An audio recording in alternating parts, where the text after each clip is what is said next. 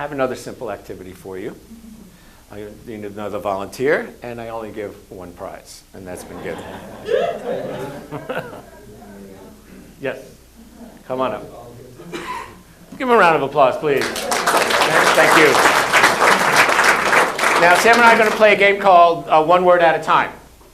You and I are going to tell a story that's never been told before, and we're going to do this one word at a time.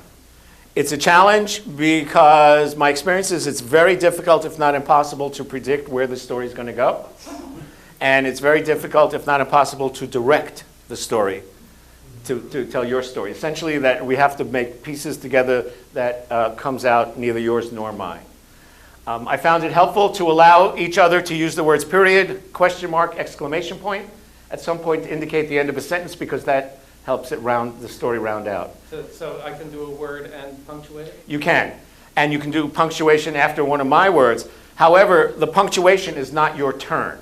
So I can't constantly say comma, comma, comma, comma, as a way of doing that. So, you got it?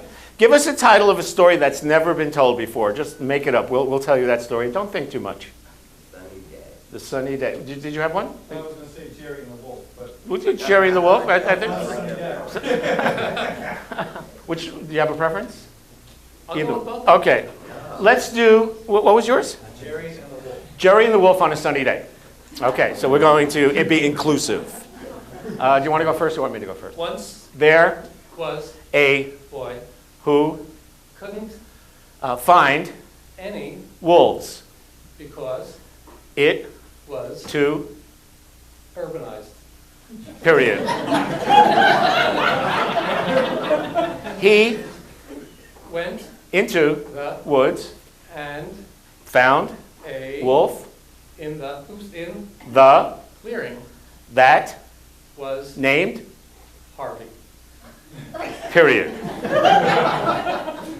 Have Any body. Okay. Have any one been here. since Harvey, ate my breakfast? question mark. No. Why Should there be any thinks. question mark? Later, The Park ranger. said, You aren't allowed guns. here. Exclamation point.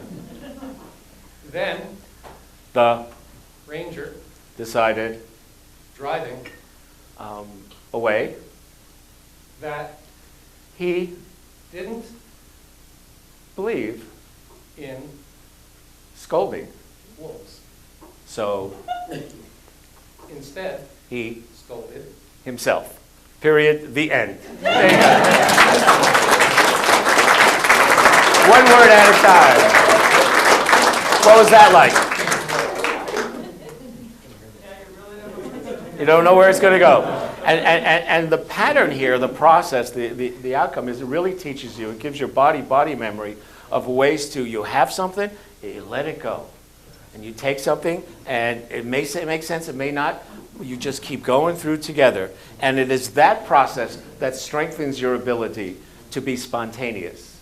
Because what you realize is you only have control over what you have control over, is that word.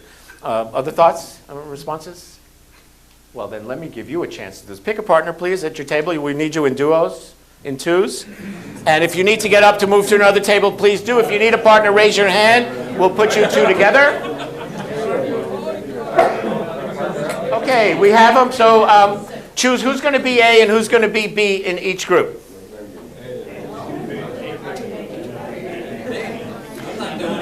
All right, A's, raise your hand. A's, raise your hand. We'll let the B's go first. Doesn't really matter. Again, this stuff is a game. It's not that important. what we take out of the process, here's a premise that underlines some of this work. The way people play games is the way we are in situations in real life that have similar emotional content. So for example, if you're a control person, you're going to try to control this game, even if you can't. If you're a competitive person, you will be competitive even when there are no situations. If you're nobody here, but I've met people who are very competitive, and they're playing goldfish with their 3-year-old kid, and the kid turns around, and it's like, want to win. So the lesson for me again was, and the beauty for me in terms of self-reflection is that I can be pretty direct and aware about the way I play the games. The stuff comes out, and then I could say, is this me in other situations? And does it serve me? And the reason that it works in groups is that people will reveal their true selves about this activity. And then you say to themselves, does this have any resonance with anything else that's going on in your life? Oh yeah, we'll see. So we're going to do one word at a time, not the alphabet game, just the one that we just did here. We'll all tell the same story, so we'll pick a story from someone, a title of a story. Have about 1.5 minutes, 2 minutes. I'll keep track of time for you and give you a sort of a half a minute, 45-second heads up, so you'll start to round out the story. And when the story does end, one person say the end, so you know it's over. And generally you know when it's over. And again, it just comes to a natural conclusion, or people say the end, one way or the other. So, any questions about the format? Then somebody call out a title of a story that's never been told. Don't think, just too much. No juice left. We'll do the story No Juice Left. Let me give you the improv technique for picking up ideas. Generally, for most of us, myself included, asked to come up with an idea, we will sort of look up. It's like we're trying to think about what's a good one. What improvisers are taught is use the environment. It's because the topic doesn't matter. So you look around and you go, ugly drapes. Let's do the story of ugly drapes. Let's do the story of red light district. Doesn't matter. The environment sparks your creativity. Remember, the first step is to act, and then you could build on it. So we're going to do the story we're going to do is No Juice Left. B's to A, one word at a time. Period, question mark, exclamation point. Ready, go.